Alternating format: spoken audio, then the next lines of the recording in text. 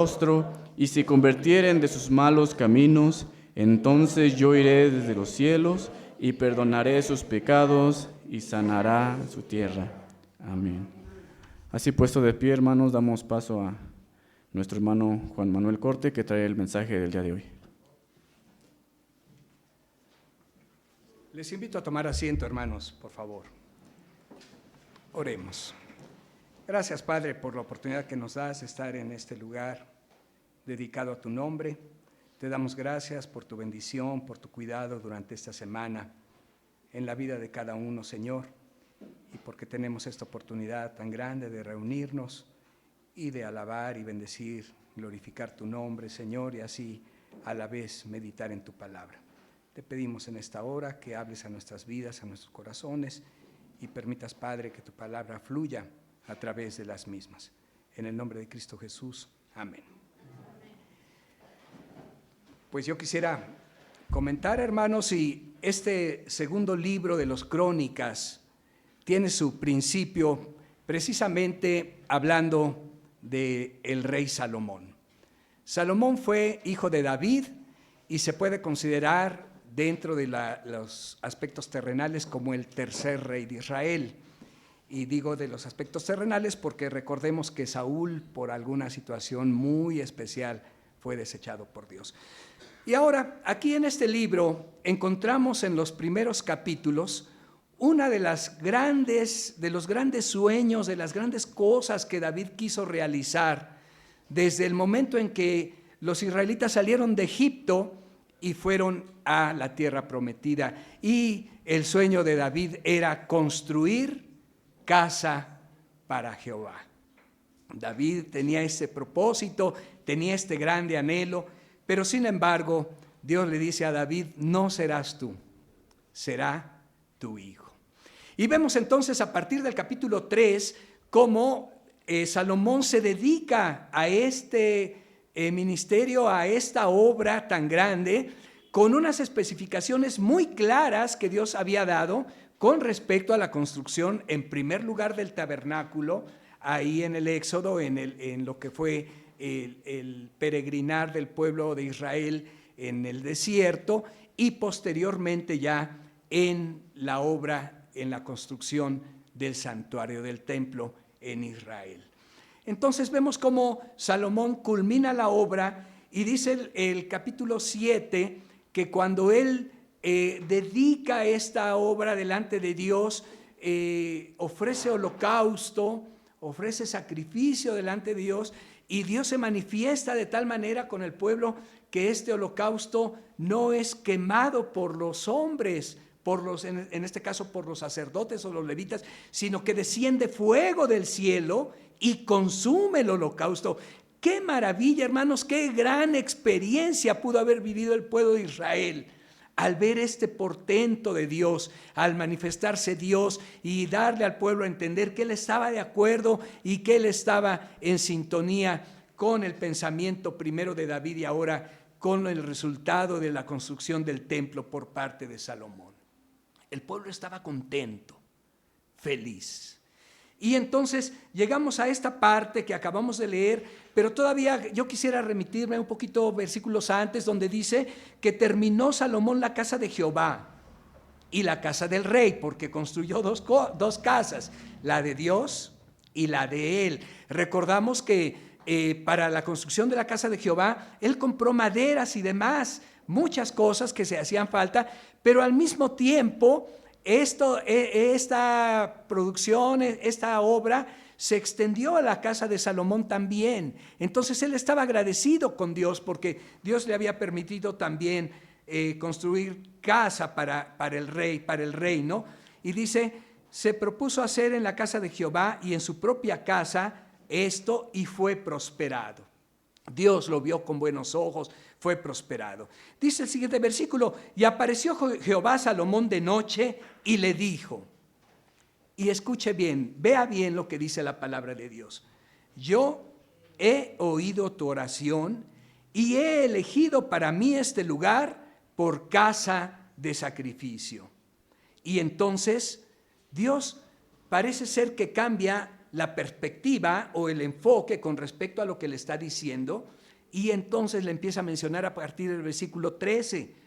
Si yo cerrare los cielos para que no haya lluvia, y si mandare a la langosta que consuma la tierra, y si enviare pestilencia a mi pueblo, parece que estas tres cosas que está mencionando Dios se están refiriendo más que nada a cuestiones negativas, a cuestiones que no tienen que ver con una bendición, sino más bien que tienen que ver con un castigo, que tienen que ver con algo que no es propio de lo que el pueblo pudiera haber recibido de Dios, por parte de Dios, como algo positivo, como algo de bendición.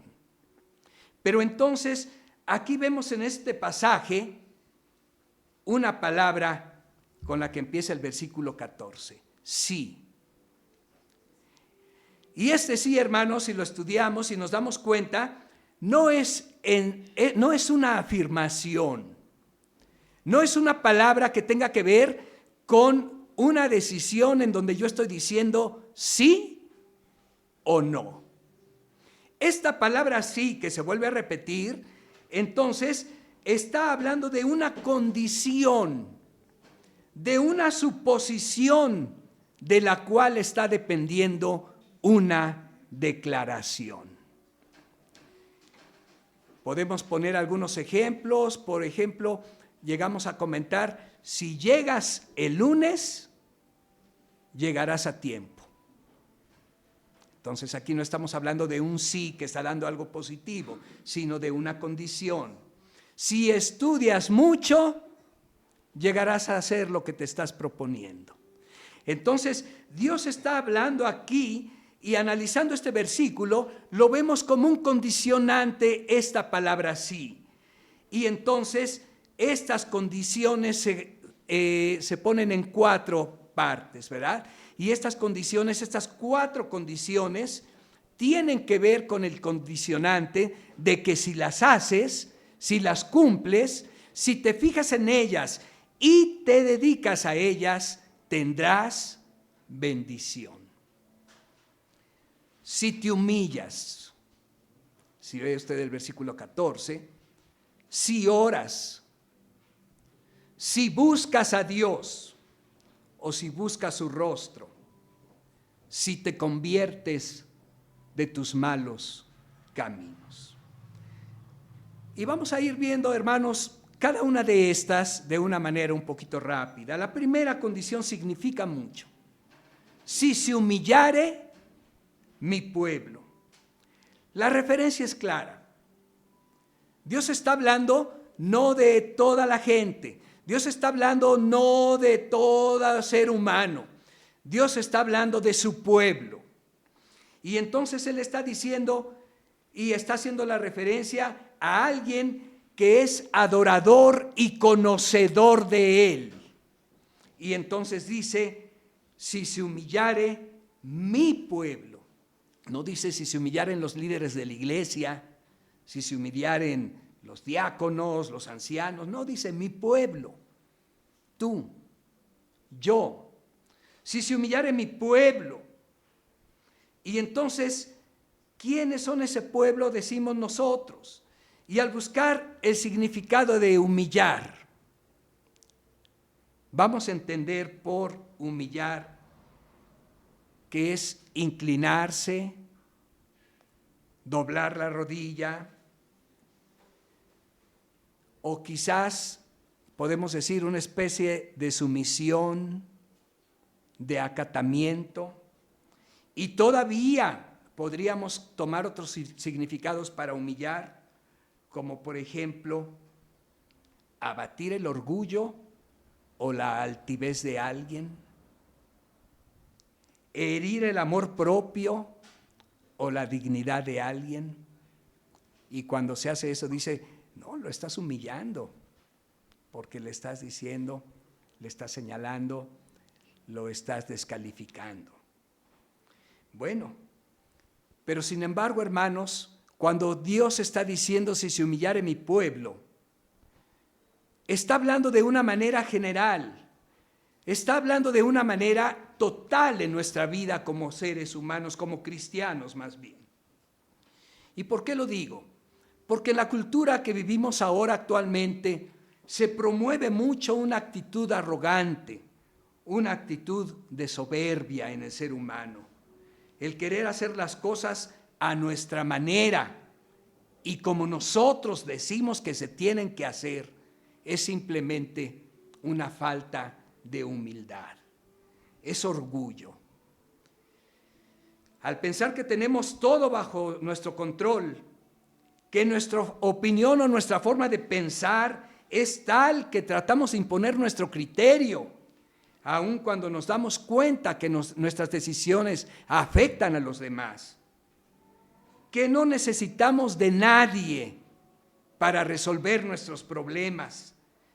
Estamos demostrando que en nuestro interior, hermanos, no hay humildad. Qué difícil muchas veces es para el creyente mostrar humildad, humillarse. Y sí, pensamos y creemos y tenemos la convicción clara de que debemos humillarnos ante Dios. Venimos a la iglesia y nos humillamos delante de Él, derramamos nuestros corazones, derramamos nuestras necesidades delante de Él y nos humillamos y pedimos perdón. Pero déjeme decirle que cuando Dios está diciendo, si se humillare mi pueblo, está hablando de una forma total de parte de cada uno de nosotros. ¿Cuántos de nosotros somos capaces de humillarnos ante los demás? Y realmente nosotros tenemos el ejemplo supremo en la vida de nuestro Señor Jesucristo, que se humilló, dice la Biblia, hasta la muerte y muerte de cruz. Dice también ahí en Isaías, no abrió su boca y fue llevado como cordero al matadero. Qué difícil, hermanos, qué difícil es para el creyente, para el ser humano humillarse. Porque surgen expresiones como, no, ahora me la paga. No, a mí no me hacen esto.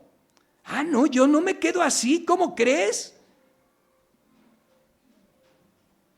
Si se humillare mi pueblo sobre el cual mi nombre es invocado.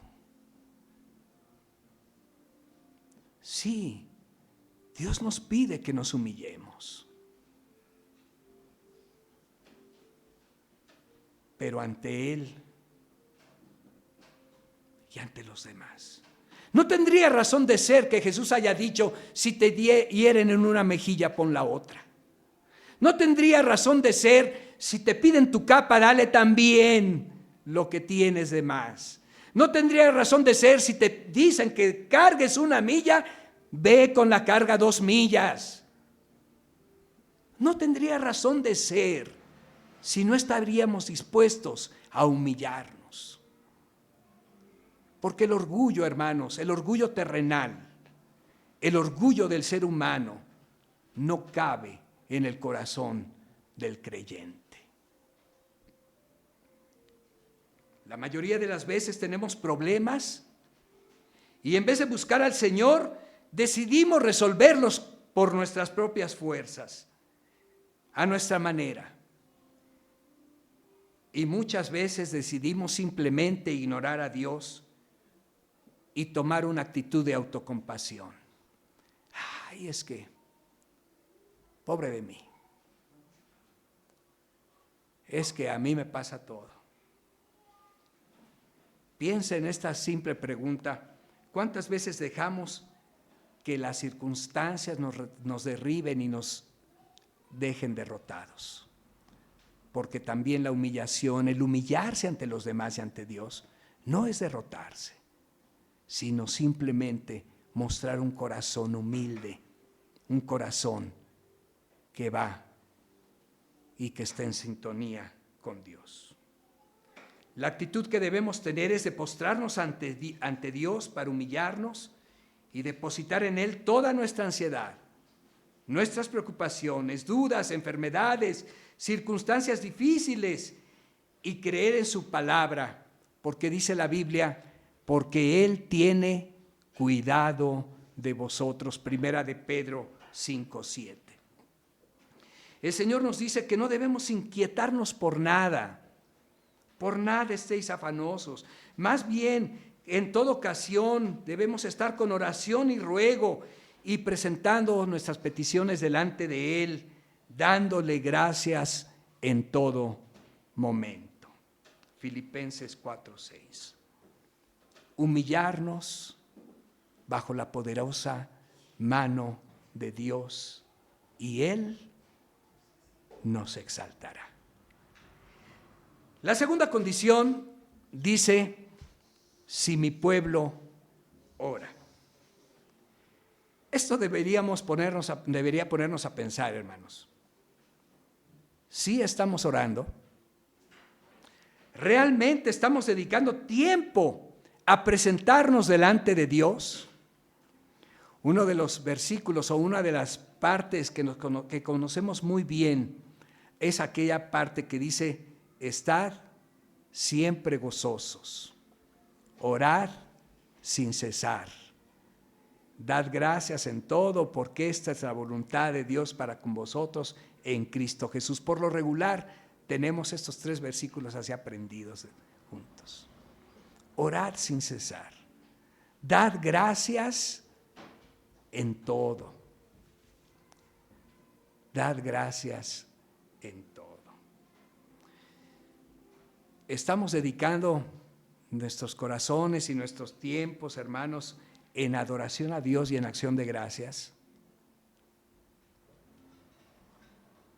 O nuestras oraciones más bien son acción de peticiones. Yo sé y entiendo que tenemos necesidades delante de Dios.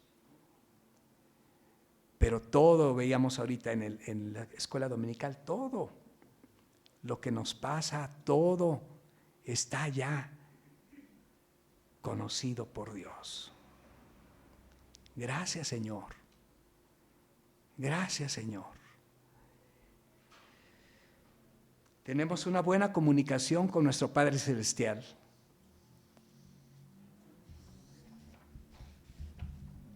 O nos pasa lo que le pasa al adolescente, al joven y quizás ya al adulto también. ¿Qué le pasa al adolescente? Al niño y al chiquito, desde que empiezan a hablar, les fluyen las palabras y todo queda delante de sus padres. Por ahí dice un dicho, ¿verdad? Que los niños y los borrachos siempre dicen la verdad. Pero ya que empiezan a tener 11, 12, 13, 14 años, como que hay algo que no, ¿cómo le voy a decir a mi papá? ¿Cómo le voy a comentar a mi mamá? Y más bien lo comentamos con los amigos, ¿verdad? Y ya de joven, no, pues ya los secretos son muchos, ya no los compartimos. Y de adultos, hermanos, pues de a tiro ya cortamos el cordón umbilical, como dicen ahí, y ya nos dedicamos a nuestros propios problemas, a nuestras propias situaciones.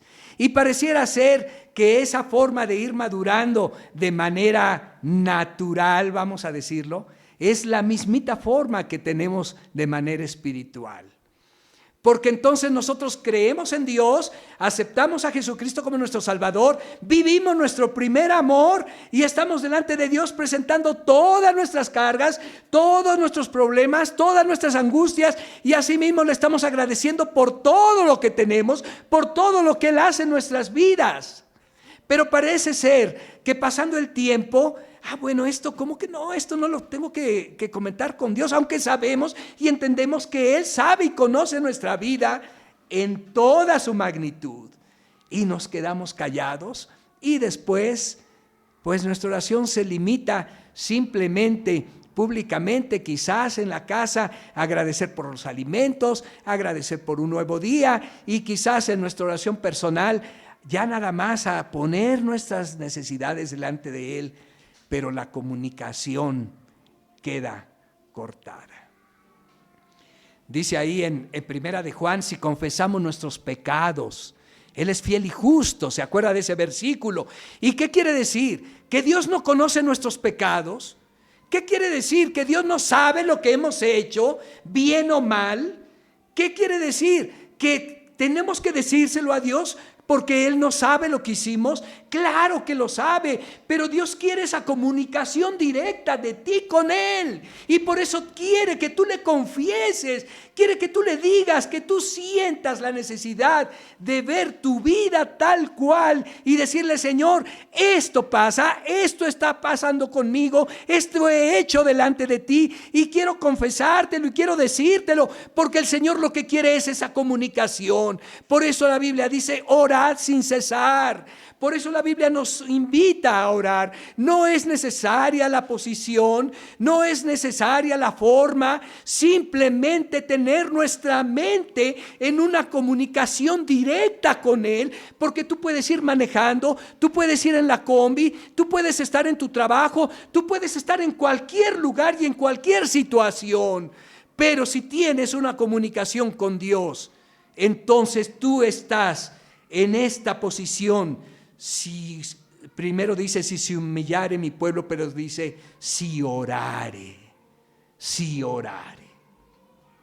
En tercer lugar dice si buscare mi rostro. Estamos viviendo tiempos, hermano, en que la maldad se ha multiplicado. El amor de muchos se ha enfriado. Decía nuestro hermano Octavio hace rato, no se trata, hermanos, así de que, digamos, yo lo voy a poner un poquito más así, más enfático, que de los 60s para qué estamos viviendo los últimos tiempos, o de los 70s o de los 80s. No, se trata de que estamos viviendo los últimos tiempos, nos decía el hermano, desde que nuestro Señor Jesucristo vino a esta tierra a morir por nosotros. Y estos últimos tiempos en la eternidad de Dios son como un día que pasó, dice la Biblia. Pero simplemente nos está tocando vivir esta época en donde vemos que el amor de muchos se ha enfriado, como dice la palabra de Dios.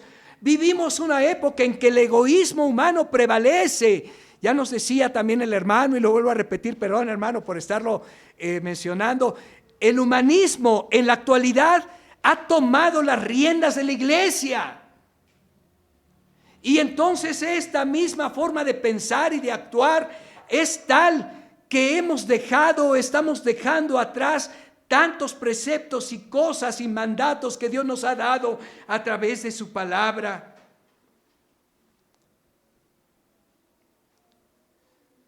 Adquirimos una posición laboral y eso es nuestra preocupación. Ese es nuestro anhelo. Esa es nuestra meta, ese es nuestro objetivo. Y si alguien está por debajo de nosotros, nosotros sabemos y sentimos que tenemos el puesto mejor que él. Y si no lo tenemos, aspiramos a tenerlo. Y queremos una prosperidad material, de tal manera que lo que tiene el vecino lo debo tener yo. O lo que tiene mi hermano, o lo que tiene mi amigo, también yo lo necesito. Sí es cierto, no me había dado cuenta, pero realmente también es necesario para mí. Y aspiramos y estamos conscientes de eso a tal grado que trabajamos y luchamos para obtenerlo, aunque después esté ahí arrinconado. No hablo de algo en particular, pero muchas veces nos pasa así.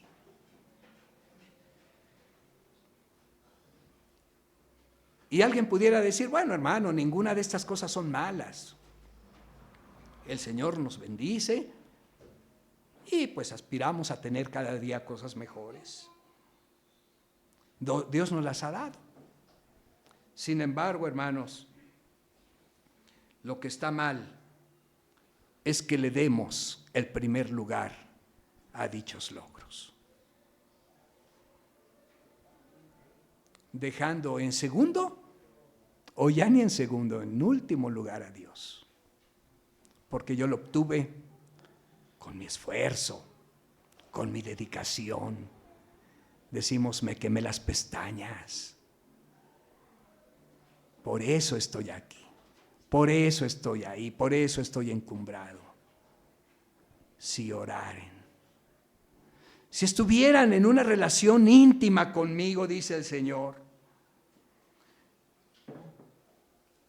Y Jesús puso unos ejemplos muy claros, hermanos, con respecto a nuestra ambición humana. Claro que Él le dio otro significado, pero podemos tomarlos como ejemplo. Si en algún momento una mujer llegó a extraviar una de 10 monedas, dice la Biblia que entonces empezó a barrer la casa, a mover los muebles, a quitar, a subir el tapete, a todo a moverlo hasta que la encontró. Y al encontrarla, dice la Biblia, reunió a sus amigos y se gozó con ellos diciéndoles: había perdido esta dracma y la he hallado. Júntense, a lo mejor hasta la gastó para hacer su fiesta, ¿verdad? O el caso de la ovejita, ¿verdad? 99, y va por ella por los montes y entre espinos, y ha habido muchas ilustraciones con respecto a la oveja perdida, y no descansa hasta encontrarla. No dice que le hizo barbacoa para festejar, pero simplemente esa es la condición del ser humano. Claro que sí. Y sin embargo, lo hacemos así para con Dios espiritualmente hablando.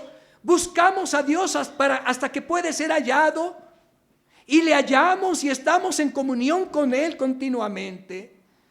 O simplemente, hermanos, es para nosotros un rito, una forma de estar para con Él. Si eso hacemos con un objeto de valor, en el caso de estos ejemplos, o las simples llaves de la casa, ¿a quién no se le han perdido, hermanos? Decimos allá con mi esposa, allá en los 70, ¿se acuerdan que había unos llaveritos que les chiflaba uno? Y el llaverito, ¿y cómo no hay todavía de esos, verdad? Y no nada más a las llaves, a los papeles, al acta de nacimiento que me la están pidiendo y no sé dónde quedó, y tengo un montón de papeles por todos lados de la casa, o a cualquier otra cosa. No paramos hasta encontrarlos. Solemos mover muebles, buscamos debajo de la cama, volteamos todo y encontramos. Y si eso hacemos con un objeto de valor, hermanos, ¿cuánto más debemos hacerlo para con Dios? Buscarlo. No buscarlo para que nos pueda dar, sino buscar su rostro para conocerle.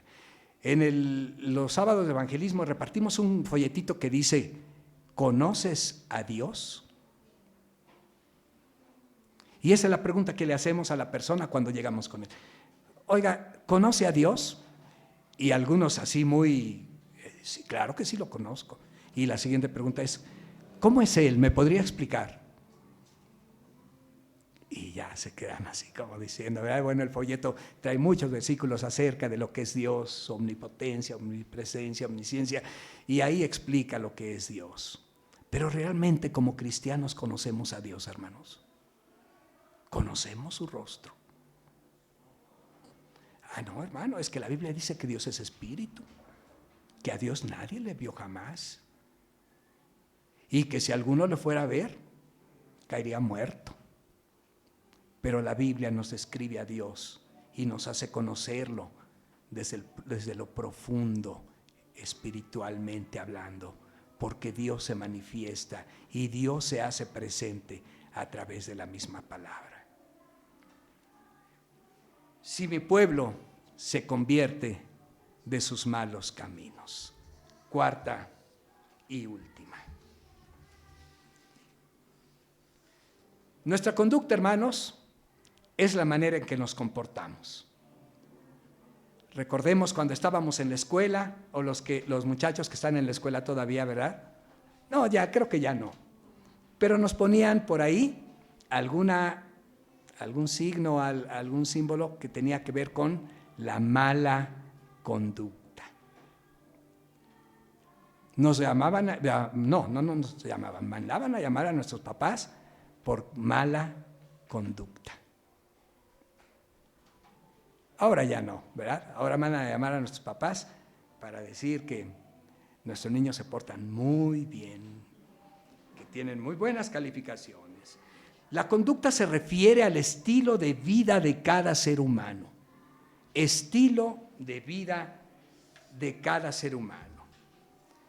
Cuando Dios dice, si mi pueblo se convierte de sus malos caminos, se está refiriendo a que si cada persona se convierte a Él de corazón y se aparta de las iniquidades y de los pecados que puede estar cometiendo, Él le bendecirá.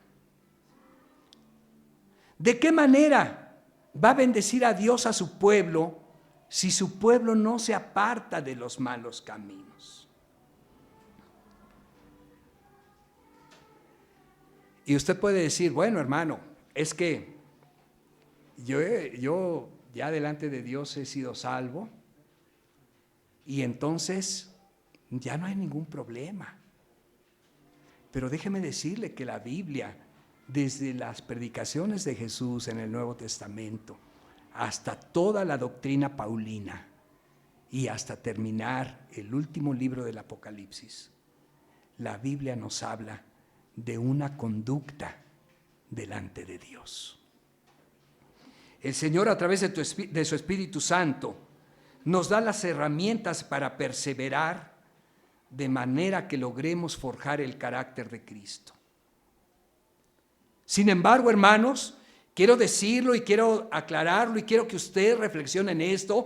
Dentro del pueblo de Dios, hoy en día se ve la falta de amor hacia nuestro Dios mismo. Se ve la falta de temor a Dios. Pecamos deliberadamente haciendo caso omiso a lo que la palabra de Dios nos señala. Y muchas veces queremos justificarnos diciendo, es que yo ya tengo un lugar reservado. Pero cuidado con eso, hermanos. Porque muchas veces esa seguridad, esa le voy a llamar supuesta seguridad, no es solamente por el hecho de que tú lo pienses así, sino que tiene que estar contrastada precisamente con lo que la palabra de Dios dice y pide a cada creyente. Porque Santiago lo decía así, muéstrame tu fe sin obras y yo te mostraré mi fe por las obras. La murmuración, la mentira, el chisme, las malas palabras, los vicios, las enemistades, los pleitos, los celos, las iras, las contiendas, las disensiones, las herejías, las envidias, y sigue la lista, si usted lo ve en Gálatas 5:21, todas estas cosas tienen que ver no solamente con la persona incrédula, no solamente con la persona que no conoce acerca de Dios, sino tiene que ver con todo ser humano, y específicamente Pablo está hablando a los cristianos, a los creyentes. Y ahí en Gálatas 5, si usted busca en su Biblia, decía yo Gálatas 5:21, culmina de una manera un tanto fuerte y dura, porque hermanos, dice al final, bueno, vimos desde el 19, 20 y el 21 está diciendo, envidias, homicidios, borracheras, orgías y cosas semejantes a estas, acerca de las cuales os amonesto. ¿Y qué es amonestar? Es decir, los pongo sobre cuidado. Les digo que tengan cuidado con respecto a practicar y hacer estas cosas, porque dice, como ya os lo he dicho antes, que los que practican tales cosas no heredarán el reino de Dios. Por eso aquí Dios está diciendo, se convirtieren de sus malos caminos, porque está hablando de hábitos, está hablando de vicios, está hablando de cosas que tenemos tan arraigadas en nuestra vida que no solamente las podemos considerar como pecados ocasionales, como cosas en las cuales de repente nos tropezamos y caímos, sino como hábitos en nuestra vida que no podemos desarraigar, que queremos dejar ahí en nuestra vida diaria porque forman parte de nosotros y muchas veces orgullosamente decimos: así soy yo, de nuestra personalidad. No. Dice que debemos despojarnos. ¿De quién? Del viejo hombre.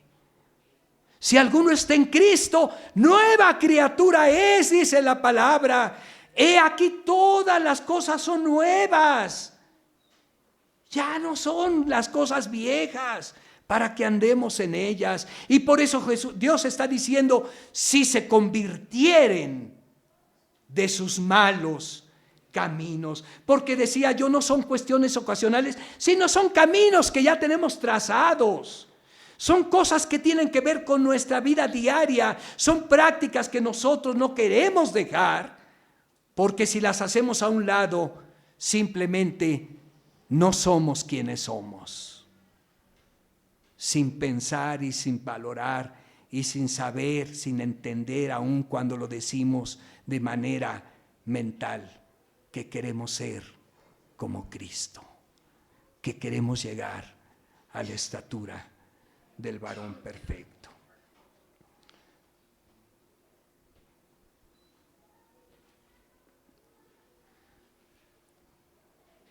Muchas veces creemos que solo los pecados que consideramos extremos, ya estábamos hablando de extremos como matar o robar, son los que Dios censura, olvidándonos que el pecado, hermanos, no tiene denominaciones ni niveles. Dios está llamando a un pueblo que le sirva sin máscaras, que le sirva de corazón, sin dobleces, sin simulaciones, sin apariencias. Dios está llamando a un pueblo dispuesto a convertirse de su mal camino, un pueblo que se aparte de la iniquidad, de la injusticia, de la maldad, del mal obrar delante de los demás, que esté dispuesto a sacar toda la contaminación que el mundo le ha inferido. Y entonces termina esta parte diciendo: sí, yo oiré desde los cielos y sanaré su tierra. Entendamos y comprendamos, hermanos, que aun cuando nosotros sabemos y estamos seguros y tenemos la certeza de que estamos bajo la gracia, porque a través de la muerte de Jesucristo ahí en la cruz hemos tenido esta época, esta etapa dentro de la humanidad de la gracia de Dios y la misericordia de Dios derramándose en los corazones de las personas a través de aceptar a su Hijo como nuestro Salvador. Entendamos, hermanos, que aún así nosotros debemos atacar de raíz toda aquella situación que domina en muchas ocasiones nuestra vida. Cuando Dios habla en este pasaje bíblico de que Él escuchará desde el cielo y que perdonará nuestros pecados y sanará nuestra tierra, hay algo importante que debemos conocer, y es que mientras estemos llenos de iniquidad, aun cuando Él nos bendice, pues sabemos y estamos ciertos que sus bendiciones nos llegan, ya que esta es su promesa, no solamente para nosotros, sino para toda la humanidad. Recuerde lo que dice Mateo 5:45. ¿Quiere usted buscarlo rápidamente? Yo creo que usted lo está pensando.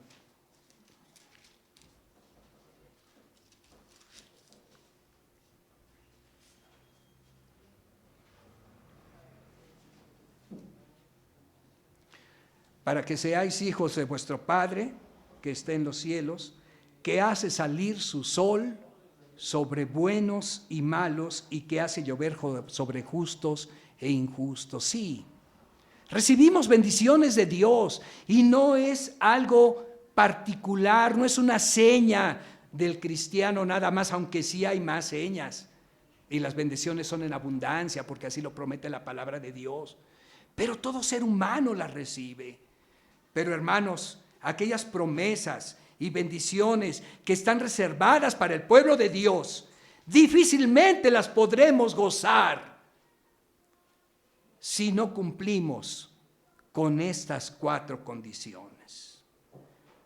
Es importante y necesario atacar de raíz el problema de la iniquidad. No podemos caminar en plenitud y libertad. No podemos ver una tierra sana si no seguimos los pasos que Dios pide a su pueblo en este pasaje. Cada uno de nosotros, hermanos, hemos sido llamados y puestos por Dios en un lugar determinado. Hemos sido llamados y escogidos a formar parte del pueblo de Dios. Como tal, lo adoramos, lo exaltamos, lo bendecimos, lo glorificamos, lo invocamos. Ese es nuestro propósito, claro. Esa es la razón por la que nos reunimos. Esa es la meta a la que aspiramos al estar en su casa de oración. Pero Dios nos pide voltear y tomar en cuenta nuestra vida cotidiana. Humillarnos delante de Él y ante los demás. Orar permanentemente. Buscar su rostro a través del estudio y la meditación de su palabra. Y convertirnos de nuestros malos caminos. ¡Qué gran promesa! Perdonaré sus pecados y sanaré su tierra. ¡Qué gran bendición! Perdonaré sus pecados y sanaré su tierra. ¡Qué manera tan palpable nos ofrece Dios de manifestarse a nosotros! Perdonando nuestros pecados y sanando nuestra tierra. ¿Es nuestra vida una humillación permanente delante de Él, hermanos? ¿Estamos en oración continua buscando su rostro? Tenemos tantas justificaciones y pretextos que nos impiden arrepentirnos sinceramente delante de Él y convertirnos de nuestros malos caminos. Él está dispuesto a perdonar nuestros pecados y sanar nuestra tierra. ¿Nosotros lo estamos? Dios les bendiga, hermanos.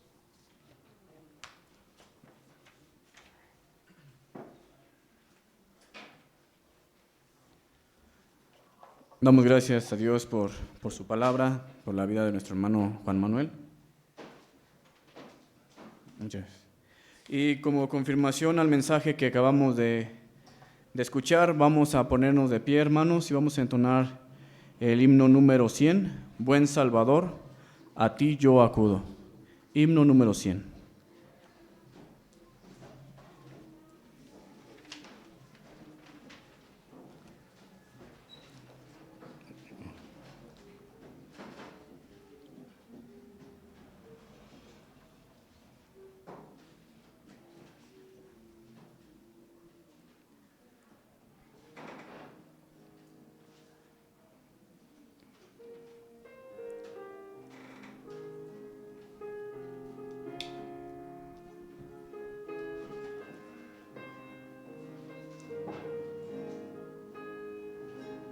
Buen Salvador, a ti yo acudo, llegando aquí, tal como soy, mi rebelión y mal depongo, y ante tus pies postrado estoy.